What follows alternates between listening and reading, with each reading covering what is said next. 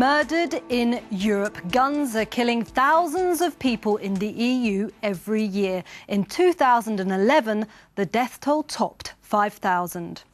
While not comparable to the US, Brussels says more needs to be done to tackle gun crime across the bloc. But how might any changes to the current laws affect legal weapons owners? We've been to France, a country with one of the highest rates of gun ownership in Europe. Paul Hackett reports.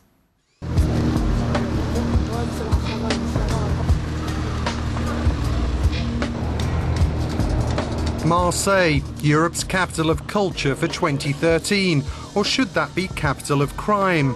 For decades, the old Mediterranean port has been plagued by violence connected to the illegal drugs trade, but in the last 2 to 3 years, Marseille's gangs have been especially murderous.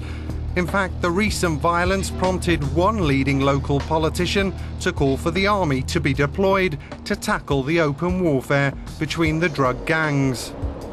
That call was rejected by the national government, with Paris deciding to send extra police reinforcements instead. But few politicians deny that Marseille has some big problems, especially with guns. If not the army, then why not Batman? In fact, some residents have gone as far as to set up a website calling on the Caped Crusader to rescue them. The group's spokesman denounces the idea of sending in the army as a political stunt, insisting what is needed is a credible plan to tackle Marseille's underlying social problems. What's the use of putting an aircraft carrier in the port of Marseille? Sending in the army and triggering a civil war will not resolve the problem. What's needed is to get public services that are already in place to tackle the problems more effectively. At EU level, there's an admission that the bloc's open border zone has made it easier for criminals to ship guns. French police experts say smuggling has put powerful military-style firearms such as AK-47 assault rifles onto the country's streets.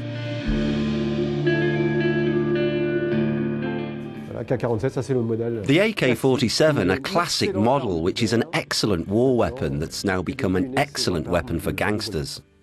There are large numbers of weapons coming from Eastern Europe and the former Yugoslavia. The former Yugoslavia is only 6 or 7 hours in a car from the south of France. So it's just next door. You can go to the Balkans or Eastern Europe and pick up a lot of weapons.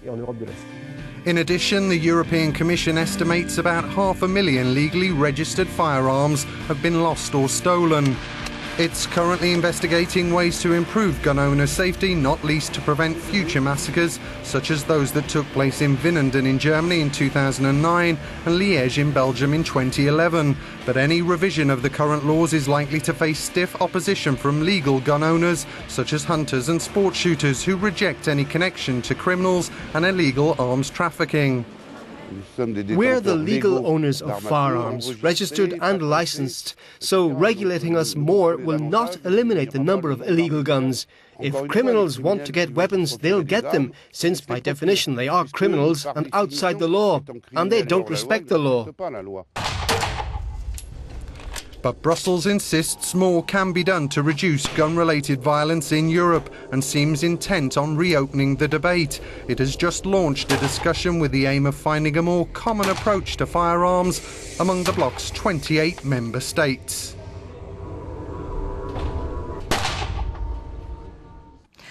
Joining us now to discuss the issue of gun control in Europe is Brian Donald, Chief of Staff at Europol, and Manuel Esparago, Head of Political Affairs at FACE, a group which represents the interests of 7 million hunters in Europe. Gentlemen, many thanks for joining us on the front line. Brian, it's interesting because we have a very different situation in Europe than the US. Our gun control is much stricter. Really, is there cause for concern?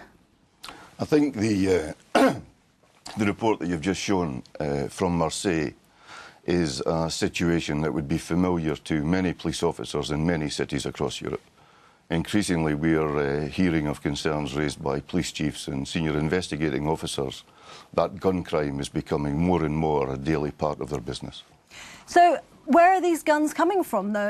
Are they coming from the legal sources, or are they predominantly coming smuggled through from, well, the Western Balkans, for example? I think your reporter hit the nail on the head very well. The Schengen information system, for example, an EU-wide police information system, has over 500,000 records of lost and stolen firearms. In addition, a gentleman from Lyon, the forensic scientist, points out that he's regularly seeing weapons seized from the Balkans. And I think the main sources of weapons in the illicit market are those that are diverted from stolen or lost firearms, those that are smuggled. And increasingly we're having a problem with weapons that are being converted from blank firing or deactivated weapons. So, Manuel Espargo, would you say then that your members aren't being careful enough with their weapons? Because we're hearing that a high majority or a high amount of weapons, legally owned weapons, are entering the illegal market. Well, I think our members are very careful, and actually they are subject already to very strict rules. And I would like to contest those figures provided by the Schengen information system, because the Commission has been claiming for some time that legally held weapons continue to feed the legal market, which is a very serious claim. We've been asking for evidence to substantiate such a claim, and we have only received this vague answer that there are 500,000 firearms reported as lost or stolen. But well, I could just clarify that, because in a recent meeting held at Europol, 3 member states, small countries, reported seizures of 30,000 illegal weapons in a year. So the point I'm trying to make is that the vast majority of those 30,000 illicit weapons that were seized by the police are diverted from the legal market.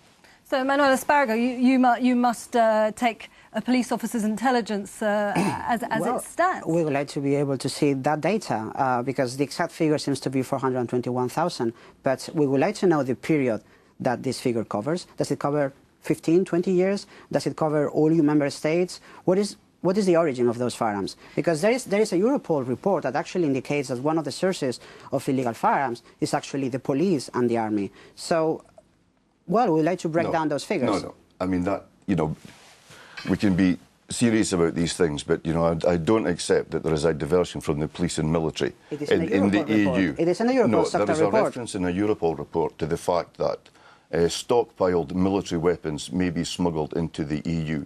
That is not the same as saying that the EU police and army are leaching weapons into the market. So if we look at the illicit trafficking, in terms of trafficking, where are you seeing weapons come from predominantly? What's your intelligence telling you there? The Balkans is clearly a source, and other countries just outside Europe. We have concerns about the possibility of weapons coming from North Africa. But we're also receiving reports from member states in respect of the reactivation of deactivated weapons. We have it on good authority that you can buy an AK-47 deactivated in country 1, you can buy an AK-47 legally deactivated in country 2, and an AK-47 legally deactivated in country 3. All 3 weapons have been lawfully deactivated and comply with domestic legislation. You put them together, you have a functioning AK-47. That cannot be right.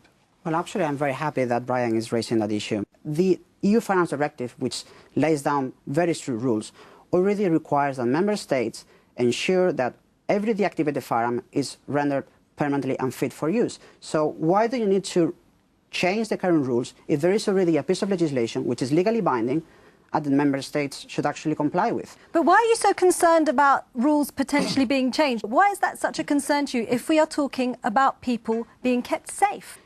You cannot simply say that, in order to keep people safe, we have to change the rules. There has to be some evidence. It's not so much to ask for. I mean, the rules are going to affect 600 million people, which are the citizens of the EU. If you look at what the Commission communication are saying, in the first part, what they're trying to do is approximate, is what I think the phrase that they use, approximate the legislation. So you're quite right. There are rules in relation to deactivation. The point I'm making is make it the same rule. The second point is manage the illicit market, not the legal market, but the illicit market. So deactivation, diverted weapons, illegal trafficking. How easy is it for me to go and buy a gun? Well, they're not sold over the counter. Member states have to be able to link the firearm to its owner, normally through the serial number. The person who acquires a firearm has to be permitted to do so according to national legislation, but the national authorities have to ensure that that person is not a threat to public security. And that applies to all firearms, even a hunting shotgun. But if we look at the massacres that have taken place in Europe, pretty much at the rate of one a year, often, as you mentioned, these people got their guns legally, and they often had mental health issues. Do you think that there should be mandatory mental health checks? We believe that it should be a decision for the member states. We think that they are in a better position to ascertain whether a mental health test is necessary or not.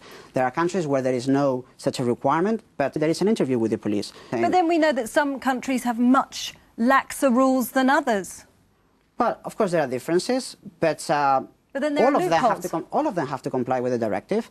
So the directive lays down those minimum standards they have to comply with, and then they can introduce any kind of restriction they wish. And a final word from both of you. If there is something that can be done to safeguard the legal guns getting into the wrong hands, whether you dispute that fact or not, what would it be? Well, I think better implementation of the current rules, both at EU and national level. For instance, with regard to deactivated firearms or blank firing pistols, I think that if there are member states that are not complying with the directive because, for instance, they allow the sale of blank firing pistols that can be converted to shoot live ammunition, then I think the Commission should act.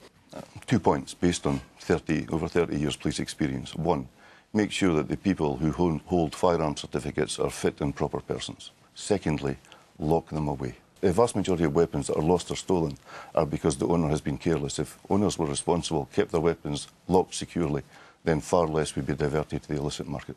Gentlemen, many thanks. There are an estimated 80 million legally held civilian firearms in the EU. Do you own a gun? Do you think the current gun laws in Europe are working well, or should more be done to make things safer? We want to hear your views. You can join our debate on social media. In the meantime, On the Front Line returns next month.